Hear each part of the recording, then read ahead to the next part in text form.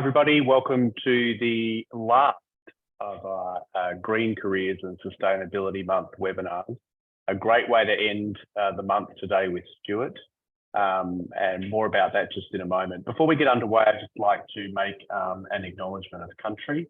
So I'd like to pay my respects to the traditional custodians of the lands on which we live and work, and to the traditional custodians of the lands and the waters which we may visit upon as part of our work. I'd like to acknowledge that this afternoon I'm hosting this webinar on the lands of the Whadjuk people of the Noongar Nation. I'd like to pay my respects to their elders past and present, and extend that respect to any Aboriginal or Torres Strait Islander peoples who may be joining us this afternoon. Just a little bit of housekeeping before we get underway, just to let you know that this session is being recorded. If you do experience any technical issues over the course of the webinar, we would ask you just in the first instance to try refreshing your screen.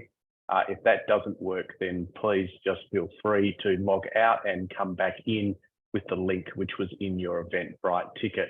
We will have the chat function open today, and when we start to get underway, we'll be looking for your contribution right up the very start of today's webinar. We're sort of switching things around today, so we are looking for your contribution right at the very start, and we would ask you to make sure that you put that into the chat. And when you do enter your information into the chat, just make sure that you are selecting everybody so that everyone in the webinar today, along with Stuart and myself, are able to see what you are entering as part of that. As I said, this is the last of our Green Careers and Sustainability Month webinars, but we have a very packed remainder of the year coming up. Just on the screen at the moment is a range of topics which we'll be covering between April and September at this stage. So you can see there everything from career theory, the current state of the Australian labour market, the connection between career development and mental health. There's a range of topics with some outstanding international presenters that we'll be bringing you. Keep your eye on the events page, the Seeker events page, that's seeker.org.au/events. As these webinars are confirmed and the presenters return their information to us, you'll be able to register for those events. So that's enough of the housekeeping. Before we get underway, I'd just like to introduce Stuart to you. So Stuart is on the UNESCO Chair of Sustainable Livelihoods at Massey University, where he specialises in humanitarian work psychology and its relevance to eradicating poverty in its all forms everywhere. He is actually a co-founding member of EPIC, which is End Poverty and Inequality Cluster, and he conducts applied research as part of a 30-country, 50-year project on the links between decent wages and well-being and their role in promoting sustainable livelihoods.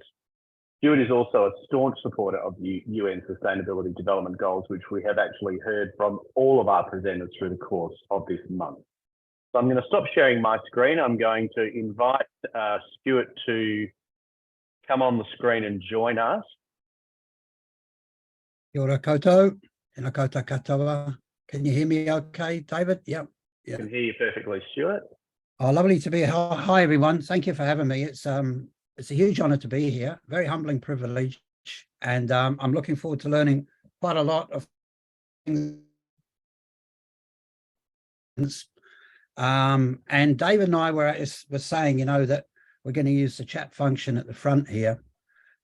We have been, and thank you for that introduction, David. It was really very kind of you. And I wanted to thank Mary McMahon as well for being involved in the invitation to be here today.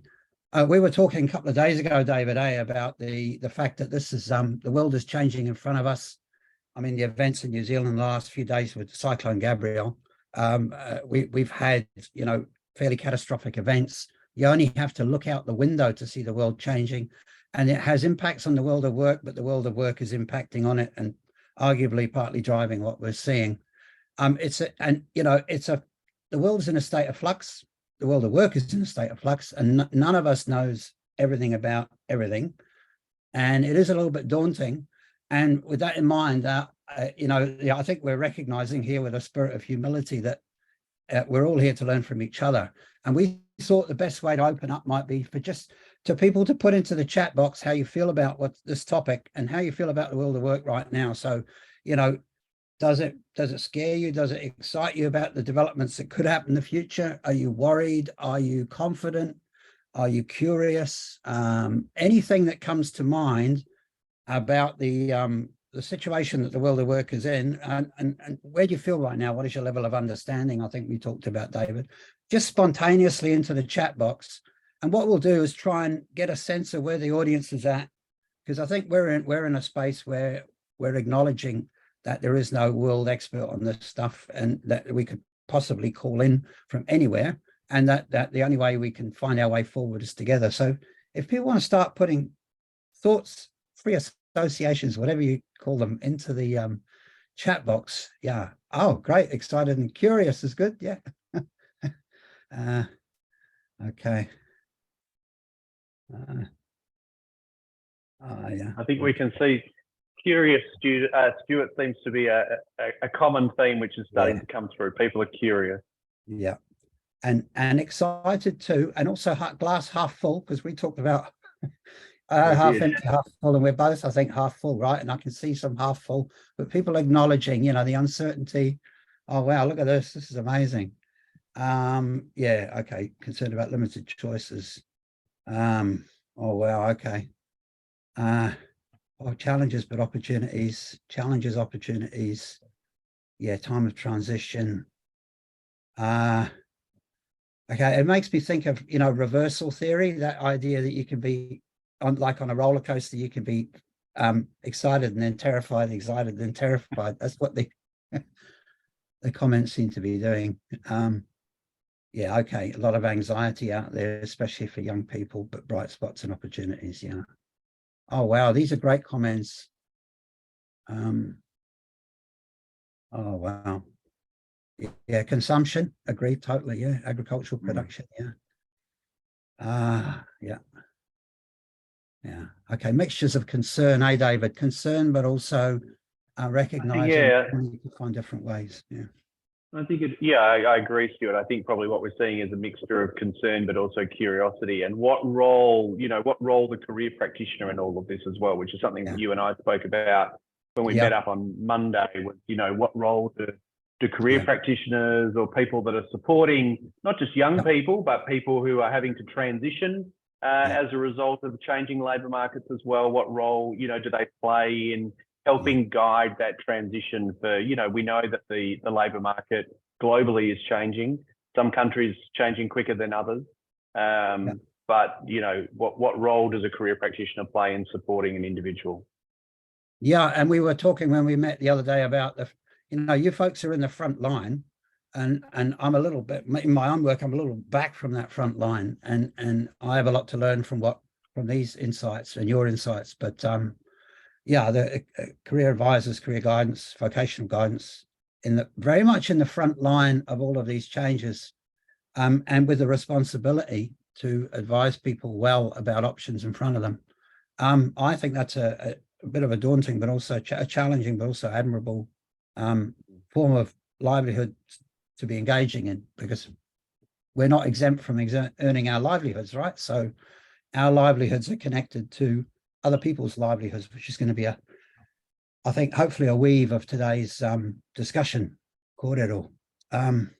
Yeah, and I see the acknowledgement of refugees and the whole, the physical mobility of people being forced to move, but then also reintegrate somewhere else, and the people in those communities having to change as well for that integration to move forward sustainably. Wow, that's really impressive. I don't know if that can be captured in any way, David, but there's we have got that, so I'll be able to send that to you, Stuart.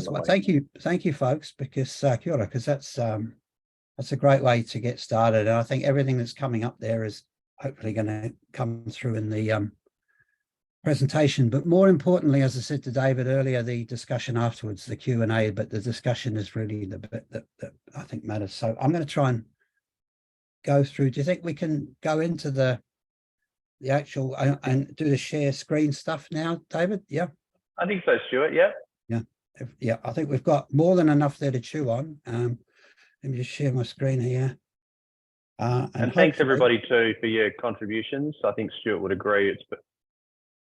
We were really hoping for some great comments to kick us off. I think we've got that, Stuart, definitely. Yeah.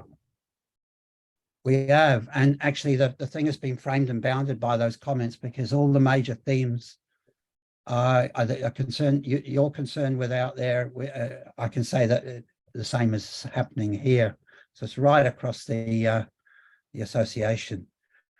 Okay, can you see, is my screen visible and so on? Yeah, everything. Okay, let's hope that the slides are working. Great. Okay, so I'll try and go through this about 35 minutes. As I said, thank you to Mary and David for inviting me.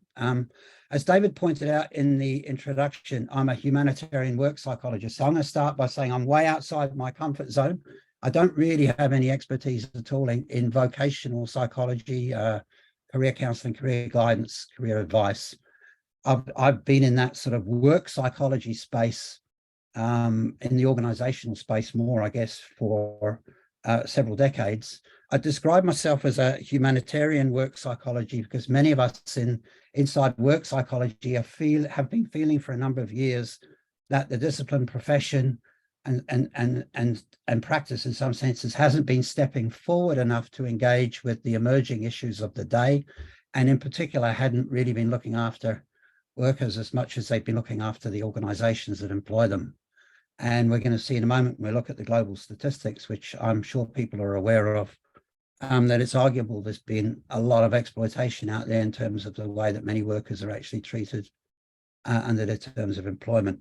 So I'm coming from that space, and inside the space that I've worked for many years, the job, which is, you know, the formal and contracted employment, certain number of hours a week, fairly steady, long-term predictable, has been a mainstay of work psychology. So, you know, job analysis, job evaluation, job description, job performance, job appraisal, job well-being has been set in the middle of everything. And at the present time, I'm going to argue, and others, many have been arguing, the job is actually under threat as an institution.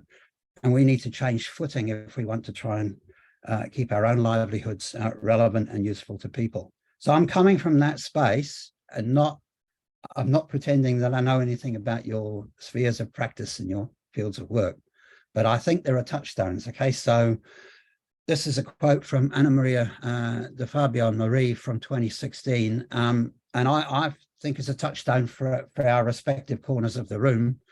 This is in 2016, saying radical intervention is needed to ensure that future generations not only sort of scrape by, but manage to find meaningful occupation and meaningful, decent work. And, you know, that's future looking. And I think that's where sustainable livelihoods is.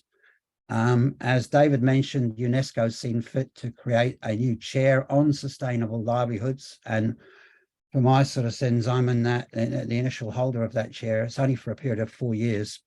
And the irony of the chair thing is that it's an individualized job in a chair, an individual chair, but the role is very much connecting people. So the role is actually about facilitating connections between people and human relationships. And it's back of the room, not front of the house, back of the house, not front of the house.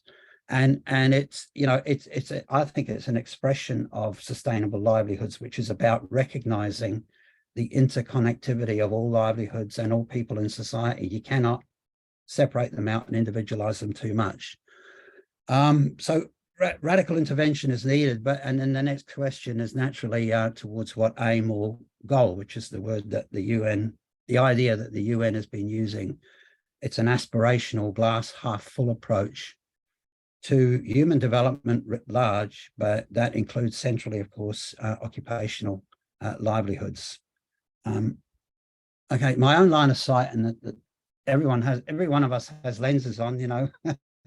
Well, I have my own line of sight, and I can only take that one. That's a bias, right? So I'll say it at the beginning.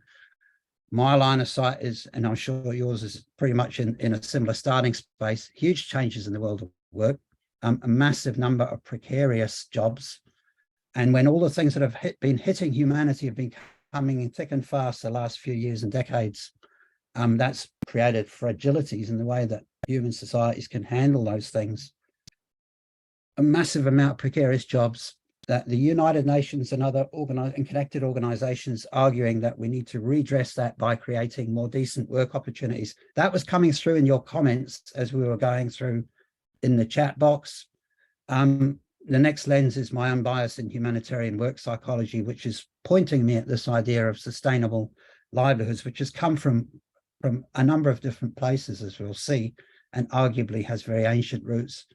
And at the end of the day, we're actually not separate from all of this. We have livelihoods too to try and practice and be and do and so on. And so we may have to, I think, in work psychology, certainly, change our lenses quite fundamentally into that more humanitarian and interconnected space. To start to see why, I think what we could do is just go quickly to the world of work prior to the end of, well, right at the end of 2019, before the COVID-19 pandemic broke. And the reason to do that is because that's the last time we've got a stable snapshot of the world of work. And we're going to see in a moment the International Labour Organization, World Bank and so on, saying that the whole thing is so much in flux right now, you can't really get a handle on the stats, because by the time you collect them, the world's moved into another crisis or another situation where the numbers have changed. So we go back to 2019, it's kind of like a unique stopping space or baseline, and it's precarious jobs 101 is what it shows.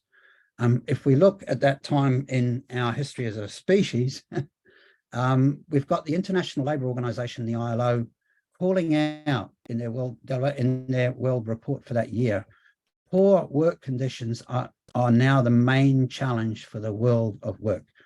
So they've come to the very front. That's quite a shocking claim to be making. Poor work conditions, the main challenge for the world of work.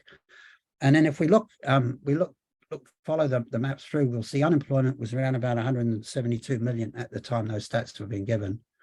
And that's a shocking number. I've been unemployed. Many in the room will have been unemployed. It's a desperate place to be. It's a stain, right, on humanity to have unemployment.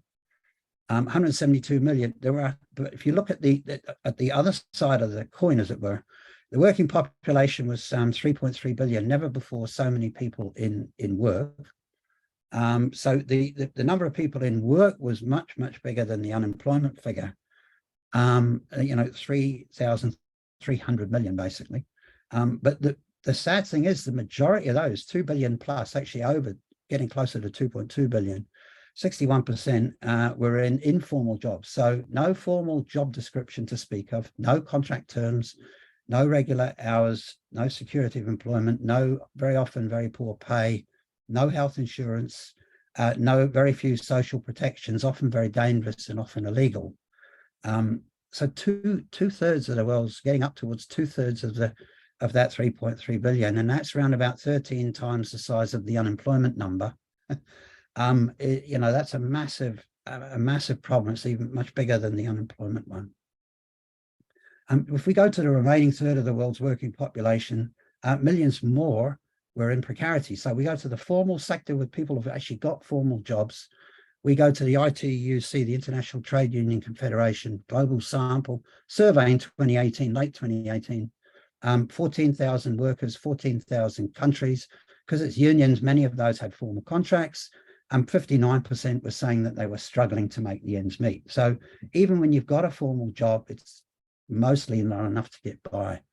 And minimum wage laws were set in place. And I know Australia's got relatively generous minimum wage laws, but minimum wage laws around the world were actually failing. And for that reason, living wage campaigns, which is saying we need more than just scraping by and living from day to day. If we're lucky, we need more than that. Living wages were proliferating around the world. I think research was struggling to keep up with that. They were popping up all over the world because people were saying we need something much better. I think we see things like work psychology was largely silent at that time, had been silent, and that's a shame on us, I think. There were voices in work psychology and they've been growing, don't get me wrong. I don't want to poo-poo our discipline too much, but we hadn't said enough. And unlike discipline areas like public health's been very vocal, pointing out the public health costs, not externalities, but costs to human health of poor work conditions, poor wages, and so on. So kids getting lung disease, poor housing conditions, stress and strain, cardiovascular disease, depression, anxiety, heart conditions, you name it. There's a whole range of different conditions that stem from poor work conditions, including, for many, poverty wages. The World Bank Group, no less, which is a chapter like the ILO of the United Nations, was saying we need to protect people, not jobs. And that, for work psychology that's put so much stock in jobs as the one-stop shop for everything to build around, well, not everything, but a lot of things to be built around, that's a really loud wake-up call. And it's always been our job, and I'm sure you guys would say the same, to help protect people, not jobs. It's people come first in our respective professional roles. So we have to step up, or work psychology is being told there to step up. And if we want to preserve our jobs as well, that's our livelihoods, I should say, that's where we need to go.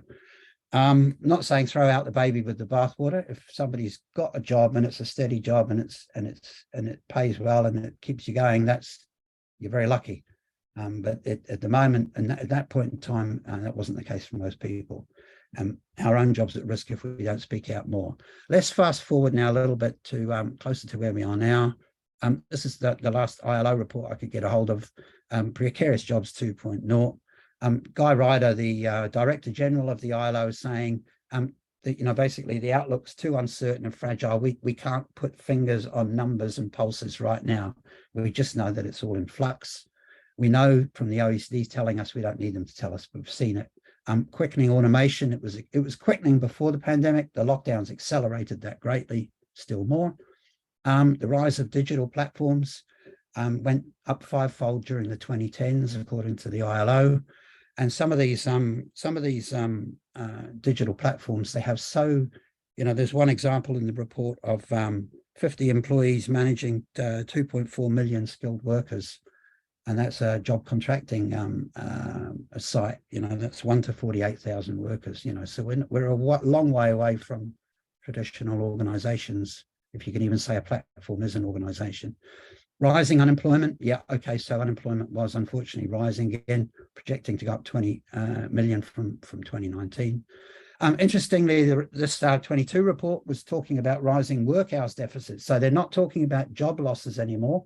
They're talking about the loss of working hours, which is really interesting. Yes, they can convert it to 52 million full-time jobs, but there's a swivel there going into that, recognizing the time side of work. So people aren't getting enough hours at their job or their work. Reduced wage incomes, not surprisingly, that follows. We know there's a cost of living crisis, rising prices, inflation in Australia, inflation in New Zealand, inflation around the world. They were saying there's rising extreme working poverty, up by 8 million. So that's people definitely well below the poverty line. Shockingly as well, child poverty going up. New Zealand's had this problem for a while. It shocks a lot of people here because it's not supposed to be what New Zealand is. But, UNESCO and UNICEF and so on, various organizations estimating that, the rate can be 1 in 4 kids, 1 in 5 kids in child poverty. And the informal sector no longer shock absorbing. So in the past, in big crises, people would lose work in the formal sector and they'd find something at least in the informal sector. And presumably here that the informal sector is saturated, it can't take more people in. And then the ILO is saying we can't go back, for all these reasons and more, we cannot go back to those pre-crisis baselines if we're going to move forward. So there's no choice. It is forward or nowhere else. And that's what your comments, I think, were saying in the chat at the beginning. Let's go into more everyday life. And I'm not saying these are necessarily true in all places, but we've all heard the phrases, the Great Resignation. We've all here, people talk a little bit more here about quiet quitting. So it's, go to work, but don't really care too much what you do because you're treated so badly anyway. And just keep your head down and transact what you can out of the situation because you're being over transacted already. And in China, there's a movement called lie down, apparently, which is people saying not going back to that daily grind, young people saying just not worth it. And we have to ask ourselves now, is the job as an institution, as an idea, as a one-stop shop actually broken? Not for everybody, but for most people in the world's working population.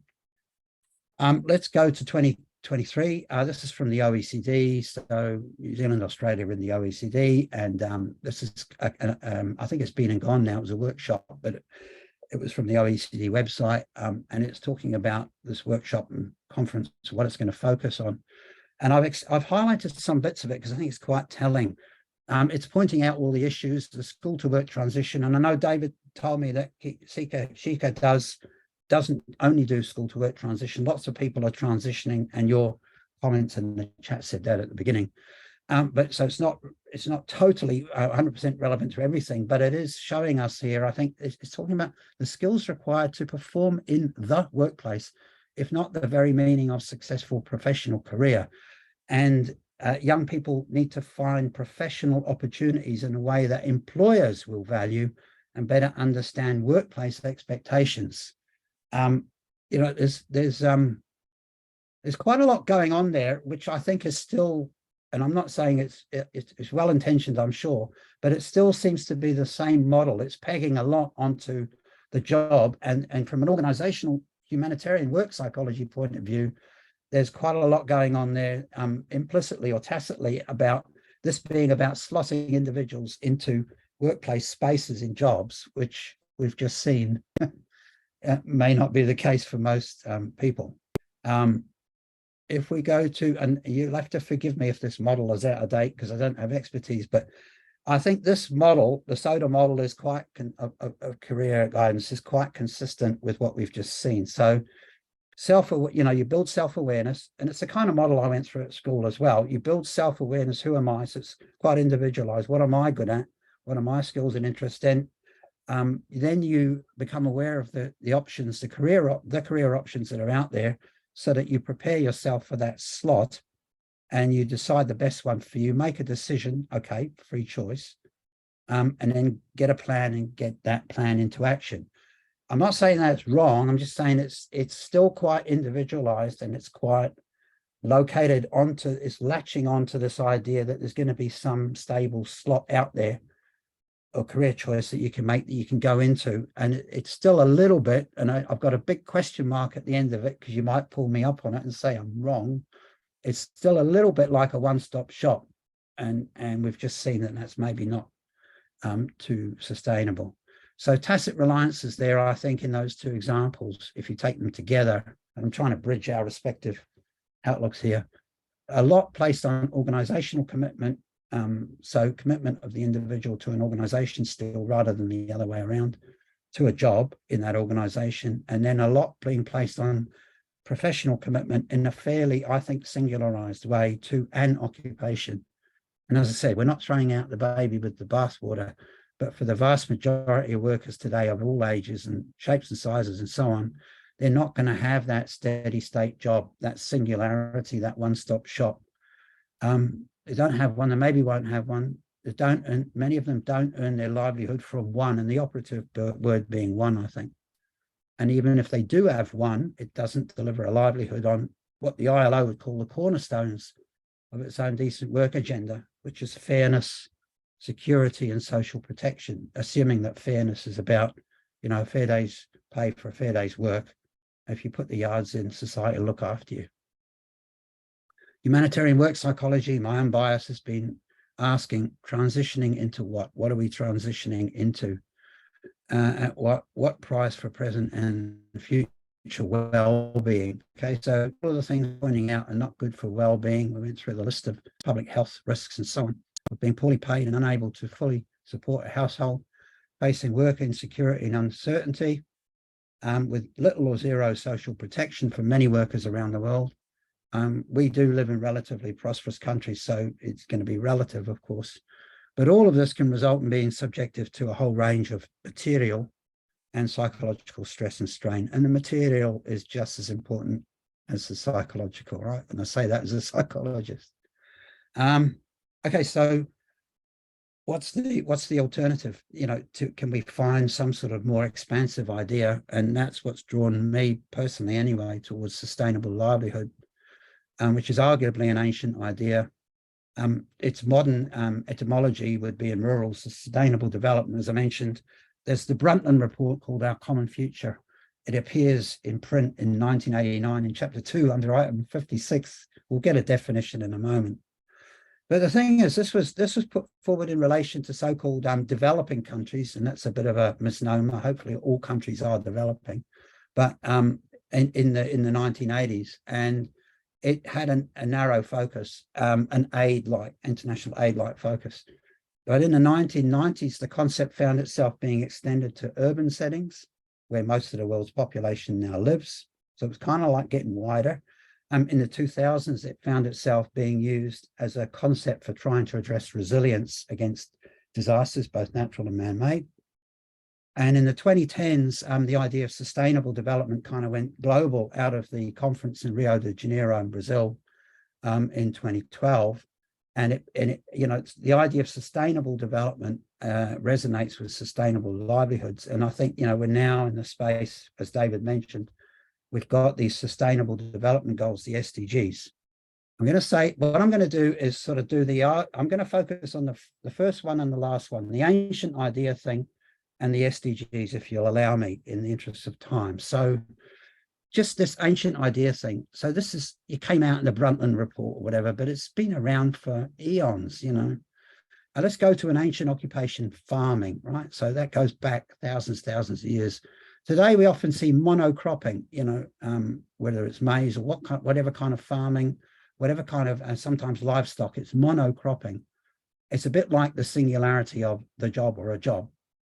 But if we go back into ancient prehistory, even, human beings were planting, when they were planting for farming activities, they were doing cereal mixing, which is where you plant loads of cereal seeds, different varieties at the same time.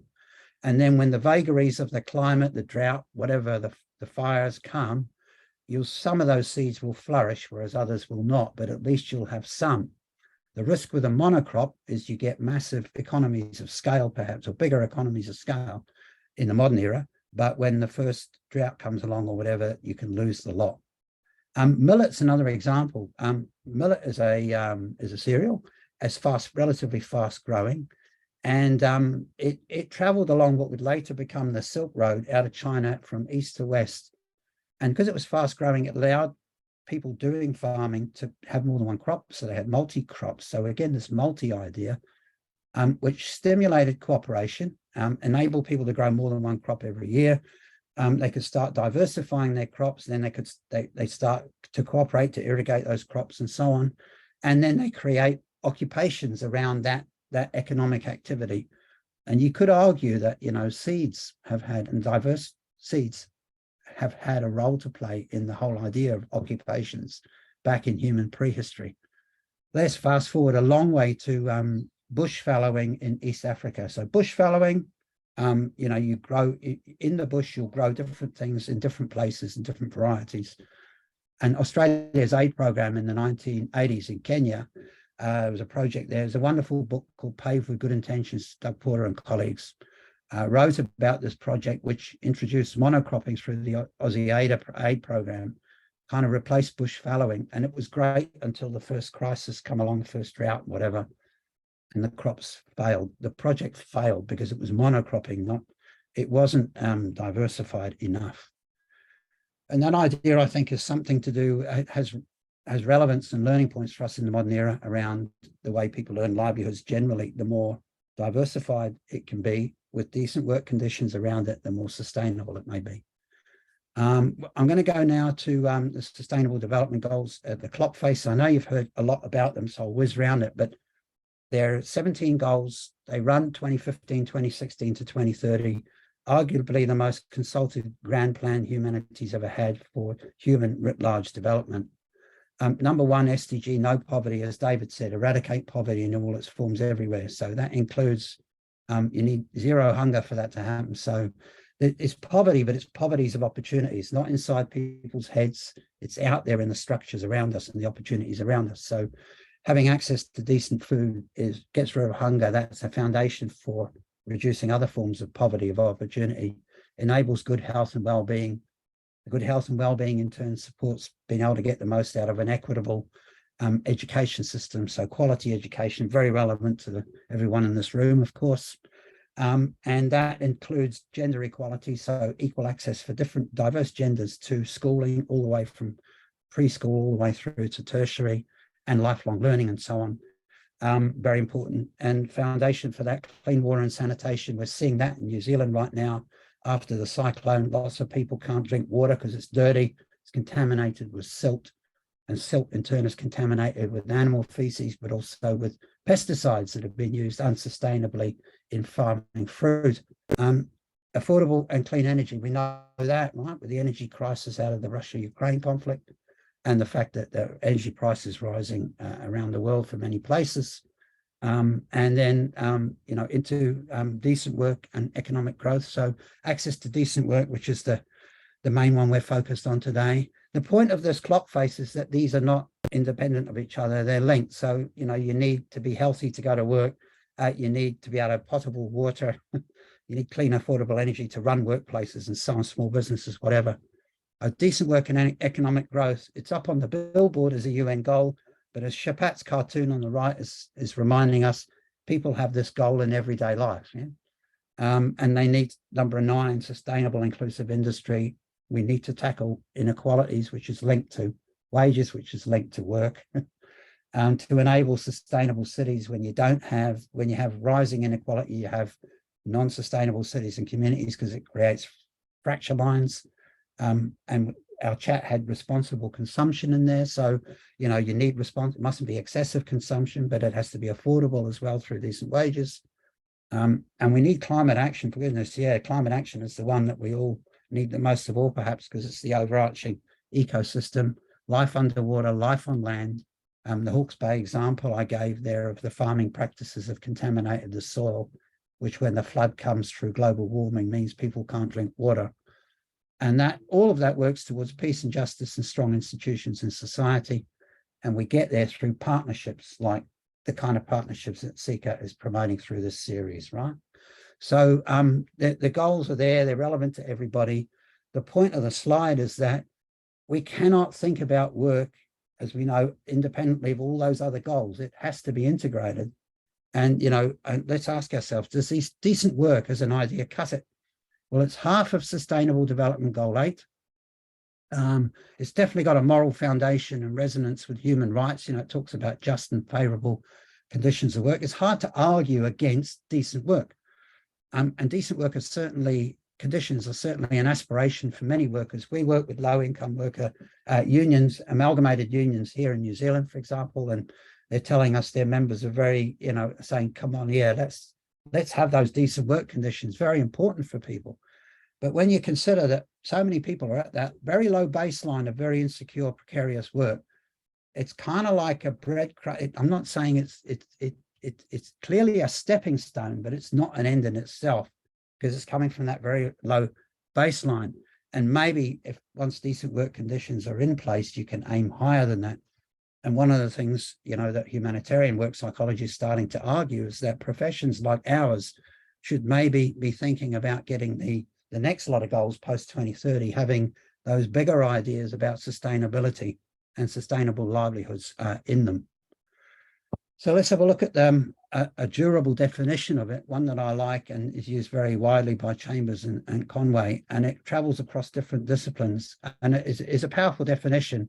It comprises capabilities, assets, and activities, so valued functions, capabilities, material assets are in there, and activities that enable people to make a living. Okay, so it means people have to have, for a livelihood to be sustainable, they have to be able to cope with shocks when they come and recover from them. And we're seeing that a lot of people are being hit by so many right now that it's very hard to do that. And one of the reasons why it's harder to bounce back is because, things like people have been on very low wages here in places like New Zealand for a while. There's been a housing bubble, rents have gone up, housing crisis. So people have got less and less resources to cope with these shocks when they come. Provide sustainable livelihood opportunities for the next generation. So this is really important. As we said before, it's focusing forward into the future. As it's currently written, I don't know if the decent work agenda of the ILO is sufficiently focused on the next generation and the generation after and the generation after, and which contributes net benefits to other livelihoods at the local and global levels. We see this right now, right? So crisis in Ukraine affects people here. So it's global, but it's also local because the rain came down in Hawke's Bay and Auckland had floods, a climate rain river in the short and in the long term. So what the definition is saying that this is much more expansive than the concept of the job and perhaps an occupation. It's not ruling those out, but it's saying we need a broader house, more diversified, more future focused, recognizing that people are connected.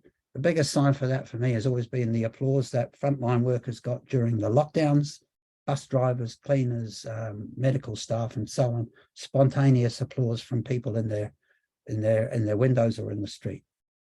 How more contemporary could that definition get, even though it goes back to 1991? And it has ancient legs, I would argue. What it's adding to the decent work agenda, I think, as a concept, it adds the sustainability word. It resonates with sustainability in the goals and sustainability science. It brings in the whole ecosystem and those SDG 13 and so on, and 14, you know, life on land, water, climate action. It's also from forest to landlords. So the ecosystem's got trees in it, but it's also got landlords in it that it might be gouging on the rent and thereby taking money out of people's pockets. Not all landlords are bad, but there's a lot of hardship being created by people making their livelihood out of renting property, and arguably there's too much of that and too little ownership, own property ownership. More motivation than hygiene. So the decent work conditions, getting rid of indecent work conditions is like Herzberg's hygiene conditions. Yeah, if you wash and keep yourself clean, you don't get sick, but it's not enough to make you happy. You need something more. Sustainable livelihood might be more of a motivation than a hygiene, more of a sufficient and a necessary condition for people to flourish and thrive. Greater recognition of the diversity of livelihood work elements. So whether that's platform work, being part of what one does, and gigs and so on. And it doesn't disallow both having some formal occupational activity and some informal as well. It's got space for transfers and taxes. So we know basic income is on the policy table around the world. And that's going to have to interface with all the other forms of activity that people have in generating their livelihoods. It has to be set in a way that is coordinated with wage levels and so on, minimum wages and living wages. And wealth taxes, it doesn't disallow for those either. So for livelihoods to be sustainable because they're connected, you have to have an evenness of income, not completely flat, but less unequal than it is currently at the moment in many places around the world. And lastly, it allows for interorganizational activity, supply chain relations between, I was saying to David on Monday, if you buy a t-shirt in a retail store here for $5, you know that back along that supply chain, lots of people have been exploited and the environment's probably been polluted with dyes and so on. It's too cheap to be real, and it probably isn't real at that price. And that can be in the production of consumption of coffee, for example, fair trade coffee that comes through processing where there's living wages and is paid a little bit more for at the consumer end, but actually probably tastes the better for it. And also clean energy supply chains. We're working here with the projects working in that space as well. Some free associations. I'm conscious of time passing quite quickly, so I'll speed up a little bit. For me, the job is more individual, whereas sustainable livelihood is much more social. The job is more single, livelihoods are more plural. Job is more focused now, maybe sustainable livelihoods about future generations. There's less control in the idea of sustainable livelihood. It should be emancipating. It's not necessarily formal, it can be informal as well, so it's aformal. It's inter-organizational, not simply organizational, and it very much includes the environment. Okay, so to finish up, I've got three. Well, I was trying to think about examples of how this might play in actual practice. As David's saying, this is a practice-oriented. You guys are at the front line. Exemplar one, digital mobility. So in 2005, Kay Thorne and I and Kerr Inkson published the paper on talent flow, and it's been quite heavily cited and so on in the Journal of World Business. By 2021, we were changing our tune a little bit to talk about talent walls. You know, the idea that that localization was in, that borders were being closed and so on, and mobility was harder. And then in 2022, we're talking more about digital flow and digital mobility. That's what we're doing now, right? We're communicating across miles without moving sort of thing. And we work a lot with robotics engineers here in New Zealand. Johan Potgieter and his team at Massey, for example, they've built a robot that can pick kiwi fruit or different types of fruit. Somebody can pick that from their living room in Fiji, for example, through a game console. They can pick fruit in an orchard in Southland, in mainland in New Zealand, Aotearoa, New Zealand, and without moving. So they can, that's a different form of livelihood from being uprooted to come here as a migrant worker, so-called migrant worker, paid below the minimum wage sometimes and being separated from family and whānau, for example. That kind of boosts opportunities for employment. But it also, as Johan has been saying, they want to talk more to social scientists about the cost on local communities. So if you do this kind of thing, if robots come in, and they might be in the orchard themselves, or they might be by remote, you're going to lose local labour forces coming in. That will mean small shops in the country towns might actually die and close. So you've got a downside there potentially. And of course, if the climate degenerates, like at the moment, those apples in that picture, a lot of those are going to ruin in the south of the North Island because of the all the floods that have silted up and are choking the trees and polluted the some of the apples. Okay, so it's a two-sided coin, but what the concept is saying, we need to open up that space more and think about it. Project Slate, Sustainable Livelihoods and Ecosystem. I've got a range of different indexes around there. I won't go through them because of time, but it's there are lots of cases around the world where credit rating agencies, governance indexes and so on have been created. ONET created one to standardize descriptions of jobs. And we're doing this, actually started this now in conjunction with the Adam Smith School of Business in Glasgow University. Let's maybe have a ranking table of the most sustainable facets of occupation that go towards a sustainable livelihood. We can maybe start to work on how do we provide that for people so that when they're making choices, a lot of people want to go into more sustainable forms of livelihood. What are the most highly rated and what might be the ones to avoid? And clearly that's going to create some courageous and awkward conversations, because it might be saying things like coal mining is something that people should be doing, even though they need a wage. That's not an easy thing to reconcile, but at least it's, it gets the debate, keeps the debate going. So courageous conversations around that, but maybe that's something that can be done. And finally, to finish, what kinds of skills in education systems? We often see this this kind of advice that, when there's work problems in the world, it's the schools that have to provide the skills, more of the skills. The education system, the training system has to do it. It gets sort of shifted into that responsibility. And then the people have to get those skills that have to be educated in those skills that fit an occupation. And why don't we turn that around and say, why don't we start, and I'm including universities here, instead of teaching that way, why don't we go into the skills that build occupational choices with the appropriate social protections, of course, in effect, how to make your own livelihood more sustainable would be something we could swivel, I think, curriculum around into. At that point, and I'm sorry, I've overshot my 35 minutes by about 4 minutes, but I'm going to stop and we can open up for Q&A. Sorry, David. Kia ora koutou. You don't need to apologise, Stuart. You're on a roll. It's fantastic. Thank you so much. As I've just put in the chat, if anyone's got any questions for Stuart, feel free to either put them in the chat or the Q&A. There are a couple of people, while we're waiting for some people to put some things in. Stuart, there's a couple of questions that are starting to come up. I think you spoke a little bit about the rise of automation and AI in that exemplar, but there's a question here about whether or not you believe that that's going to have an impact on sustainable work and livelihood. Yeah, it will, undoubtedly, but it's a question of how, and I think it has to be fought for.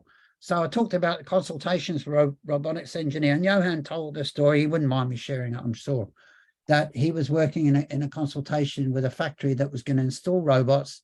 The workers saw the robots and they actually smashed the robots up. The employer was going to fight, this wasn't in either Australia or New Zealand, it was another country, but was going to fire the workers, and Johan and his team went in and said, no, don't fire the workers. Let's have the robots brought in, but keep the workers on and train them up in how to manage the robots. And so there was an upskilling process went on. That was done. And the robots were sufficiently more productive to pay those higher wages to those workers. So a win-win resulted. But it only resulted because a robotics engineer with foresight intervened to stop the manager from firing the workers and just going straight to the automation. There was a battle that had to be fought. It's the same with the fruit picking robots. You need to actually get everybody involved in that situation to figure out a way forward. And it might often be quite a localized solution.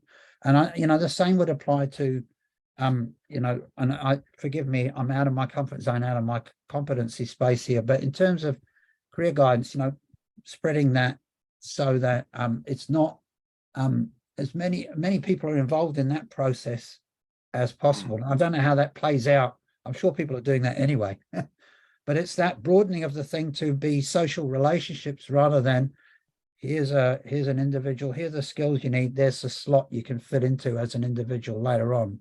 I think the sustainable livelihoods thing is more of a mindset. And the mindset is broader house, but also argue the toss about stuff to make it happen, as in the case of the robotics engineers. And that means really interesting. Yeah. Really interesting point about sustainability too, because I think, you know, the work that career practitioners do, it has to be scalable and sustainable as well, right? So, you know, how do you actually deliver your services to a much broader population rather than sort of a, you know, gold plate one-to-one model? There's a question here from Sylvia about your research, whether any of your research focuses on older people, and could you share your thoughts in relation to decent work at an older age? Yeah, well, I'm one of those older people. I mean, insecurities are bound to get more salient as you get older, I think. The short answer is we haven't done a lot with older people. We've done a lot of living wage research. There's a lot of people here in New Zealand, for example, who are older, but and you know, you don't have to retire at 65 here. You can keep working. A lot of people carry on working because they've still got mortgages and goodness knows what else. And they have actually been included in our living wage research, because we've got samples in several studies now across the whole of New Zealand. And you know, the concerns that older people face are not that different from the concerns that, of course, that everybody else faces, but they have some added elements. And the importance, the salience of living wages comes through there. And we've had decades of this erosion of wages and the material side of work, which is not why people go to work, but they do expect to have some, you know, security out of it at the end of the day. We are actually, we do have some research groups at the school here working in that space, and it is an issue, getting to be a bigger issue. And so, yes, the answer to your question, Sylvia, is we haven't done a lot. We've done a little bit. We will be doing more. And housing is a big part of that, right? So if you haven't cleared your mortgage, you're lucky enough to have a house, you know, even if it's heavily mortgaged. If you haven't cleared it by the time you get to a certain point in your career, it's that's a huge stress, right? It's going to impact on you heavily, and having to go back to work in different ways, especially if it's precarious work again, then that's not good. That's not sustainable. I hope that answered your question. No, I think that was good. Maya's asking, would flexibility of hours, patterns and locations be part of the concept of sustainable occupations and work? Definitely, yeah. I know the 4-day week's getting a lot of attention now as well, and that gives you choice, that, you know, and flexible options generally. There's absolutely no reason why those can't be implemented. On a common sense basis, you'd have to say that more of that will come in. And the way that people earn their livelihood, and in particular the wage that fuels a lot, and it's not just, they're not there just for the material side of things, but it's going to have to be made up of multiple strands, right? You know, the cereal example was, I think the answer to the future is very often in the past, right? And we forget history and so on. We forget prehistory. But that diversity of livelihood generation, and you know, there are lots of places where that goes on, but the main economic model is the singularized, and the wage system's broken around the world. You can't, when you've got the World Bank saying we've got to protect people, not jobs, there's something really, really wrong. And that's in 2019 before this stuff hit, and it's not going to reduce. And I am still a glass half full person. So yeah, I think there are flexible livelihoods. Yes, absolutely. It's totally part of the sustainability concept, but that's just me, you know, but it's just a much broader house. The human relationships is the big thing. Yeah. Yeah. So there's a question from Natalia, who's at James Cook University here in Australia. She's saying, in higher education, if our industry partners, for example, Engineers Australia and other stakeholders, expect universities to prepare students for employability outcomes, how can we as educators of career development in universities shift the focus and broaden the dialogue with these stakeholders that we need to prepare students for skills that build occupational choices? Nice. Yeah, I mean, engineering's a very good example. Engineers do a lot of amazing work as a profession, right? So Engineers Without Borders and so on. And I guess inside that, you would have things like clean energy production, so green hydrogen. And I'm not going to say, it's not my liberty to say, but there is work going on in this country in that respect. And a lot of it has that engineering aspect. And the more that can be, without controlling the curriculum in schools, the more it can be incorporated into the way that the curriculum is designed, is good. And that will depend on I think that will depend more and more on localities. So the goals themselves are quite macro, and the national governments, you need governments for interventions and so on, but it's quite top down. But I think a lot of the space where things can happen is a localization level. It's localization, it's global and local. And in the location that we live in, each of us lives in locations, there will be possibilities for things that go on inside the education system in that space to be linked to what's going on around people in their region. Right? So I'm an Australian citizen, so I've lived Newcastle and up in the territory up in Darwin, very different regions. And I know about a little bit about the Australian country towns, and we've got some of that going on in New Zealand as well, the running down of some of those places. And we've also got sectors that have been quite extractive around the whenua, the moana, the ecosystem that need in some cases to be pushed back on. So engineering's a broad house, and what you classify as engineering. So if it's engineering to get coal out of the ground or create a slag or slash or whatever it is, then it's a less sustainable livelihood. But if it's engineering to create green hydrogen, it's a much more sustainable strand of livelihood. So it's a nuanced way of thinking about what goes in to the education training systems. And it's fundamentally got to be a partnership. Yeah, it can't be exploitative by a corporation on a community, great dependencies and so on. I hope that makes sense. It's a very good question, but the tail can't wag the dog. That's what I think I'm trying to say. The corporation can't make the tail, can't make the wider population conform to that. Very often I think things have been pushed back onto the education system in a way that's unfair, because it's saying taxpayers' education systems need to provide fodder for organizations. I'm being a little bit negative there. What I'm trying to say is it needs to be balanced in such a way that it's in the interests of the community that's in question. We've got a couple of comments, Stuart, from some of your colleagues in New Zealand. One of them in particular wants to know, have you actually spoken to the TEC, who's implementing a new career system strategy, which is being implemented at the moment? So I think it's more of a comment rather than a question. Yeah. I might leave you to follow that one up. Yeah, thank you very much. That's thank you. And yeah, of course. I mean, that's the point of these conversations, right? We find out what we don't know, and that's the best part in many ways.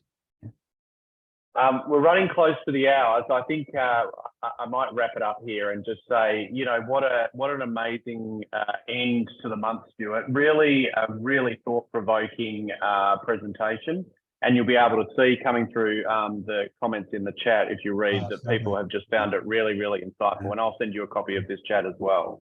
Oh, thank you. As I said, as we are wrapping up the month, I really want a big shout out to all of our presenters, Peter and Mary and Lizzie and Philip last week, and to you, Stuart. I think when we sat down as an organisation to put this month together, we were cognizant of the fact that we believe it's a first internationally. Nobody has had this sort of focus, so we were very keen. We were also very keen to sort of stretch the thinking of career practitioners to think outside of their normal domains and realise that they have a role to play in this green careers and sustainability agenda. So I think across the 4 webinars, we've definitely been able to do that. So to those that have joined us, not only in Australia and New Zealand, but internationally over the last 4 weeks and throughout the month, thank you for joining. Thanks for the comments that have been sent throughout the course of the month as well. As I said, Seeker obviously has a lot of events coming up, so check the Seeker events page. But Stuart, on behalf of Seeker, thank you so much for your presentation. It's been really, really insightful, a great way to end the day for those of us that are on the East Coast and around the world. So thank you very much. Oh, thank you, David. Thank you, everybody. It's been a privilege, and thank you so much for those lovely comments. And you know, great to be part of this groundbreaking series and association. So thank you. Kia ora. Thank you, Stuart. Have a good night. You too. Bye, everyone. Ngā mihi nui. Bye-bye.